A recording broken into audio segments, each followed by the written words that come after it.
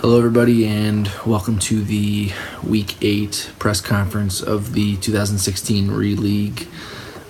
Here with the Scranton Stranglers GM, I'm Anthony Grillini, and I'm here to answer any questions that anyone does have about this past week, and of course talk about, I guess the team's trajectory and where the team's head is at moving into the last and final, call it 6 to 8 weeks of the season.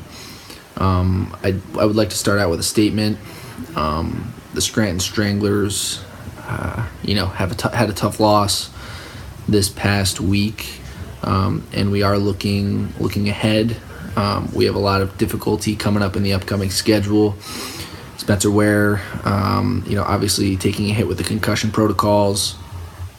CJ Anderson going down, the week after I traded for him. We'll talk about that a little bit. Alshon Jeffrey's on bye. Jeremy Hill's on bye. David Johnson's on bye. So we're really not looking too good going into the Week 9 matchup.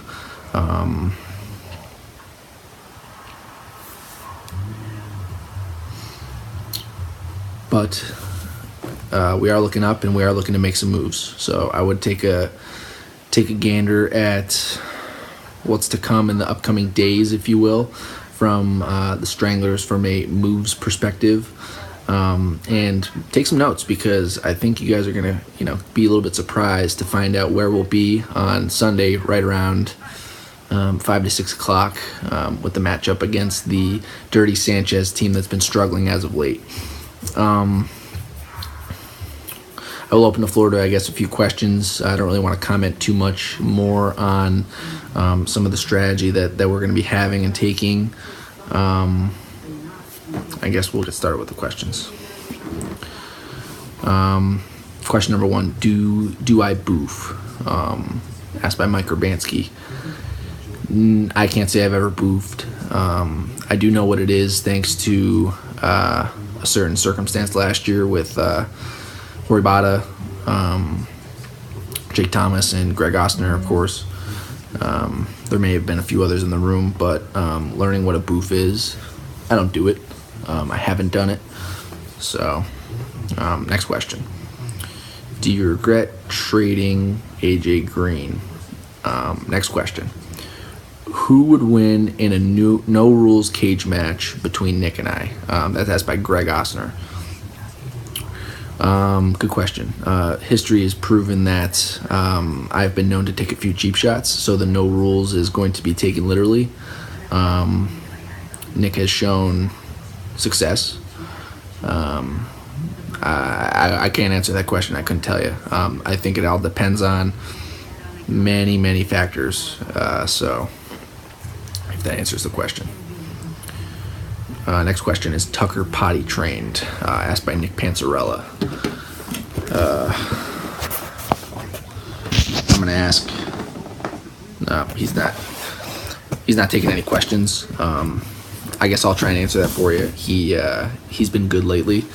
Hasn't really been using the bathroom in the house. He's been going out in the yard. So I think he's on the upward of potty trained. If that answers the question. Greg Ostner asks, what is the best Halloween costume that I saw this weekend? That's a good question. If we're not talking about the Barstool smoke shows, because I think there are a few good costumes in that category, I would say Tucker's Max dress-up was pretty good, but there was a trick-or-treater that came to the door dressed up as Kylo Ren, which was pretty good. He was young, and I had to give him some credit. He also had a nice joke for me as well. Is Mike Kaufman my daddy?